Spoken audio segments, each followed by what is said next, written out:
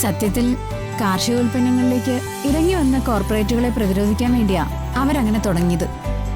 പക്ഷെ ചില കൂട്ടായ്മയൊക്കെ വൻ വിജയമാണ്. കൃഷി സേഫാണ്, കൃഷിക്കാരും സേഫാണ്.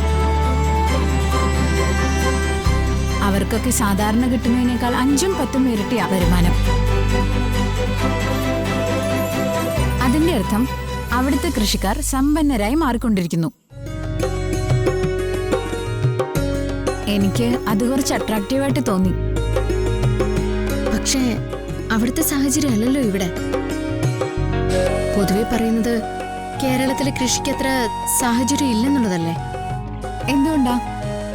ഹരിയെ പോലെയും നിത്യയെ പോലെയും ആരെങ്കിലും ഒന്ന് പാടത്തുണ്ടോ? പണിയെടുക്കാൻ കഴിയുന്നവർ മാത്രം പാടത്തുണ്ടായ പോരാ, ചിന്തിക്കാൻ ശേഷിയുള്ളവരും ഉണ്ടാവണം.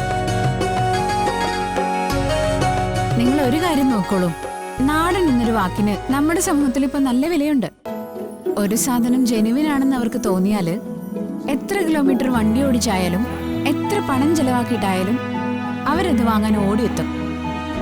നമുക്ക് അങ്ങനൊരു സൊസൈറ്റി ക്രിയേറ്റ് ചെയ്യാൻ പറ്റില്ലേ? ചെറിയ തോതിലാണെങ്കിലും ഇഷ്ടം പോലെ കൃഷി നടക്കുന്നുണ്ടല്ലോ.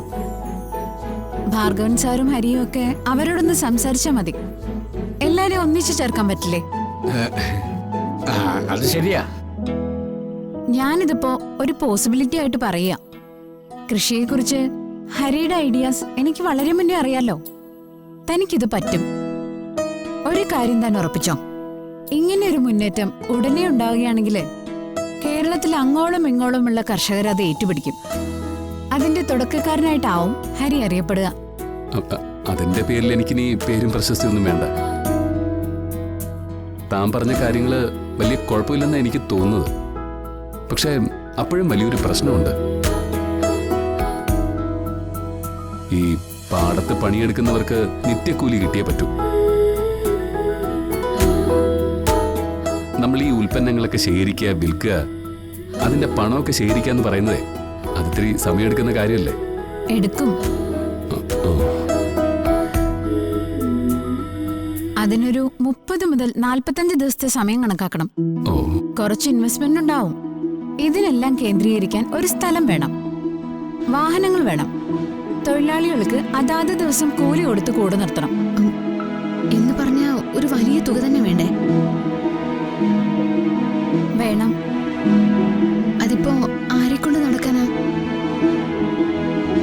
ആദ്യം നിങ്ങൾ ഇങ്ങനെ ഒരു കാര്യത്തിന് തയ്യാറാണോന്ന് പറയും. അങ്ങനെയാണെങ്കിൽ വളരെ കുറഞ്ഞ ഇൻട്രസ്റ്റില് ഇതിനു വേണ്ടി സാമ്പത്തിക സഹായം ചെയ്യുന്ന ഏജൻസികളുണ്ട്. 1-2 പേരെ എനിക്ക് പരിചയമുണ്ട്. നമുക്ക് അവരെ സമീപിക്കാം.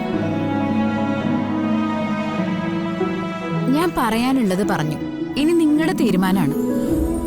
നല്ലതാണെന്ന് എനിക്ക് തോന്നുന്നു, പക്ഷെ ഞാൻ നിർബന്ധിക്കില്ല. അത്രേ ഉള്ളൂ. എങ്കിൽ ഞാൻ പൊക്കോട്ടെ.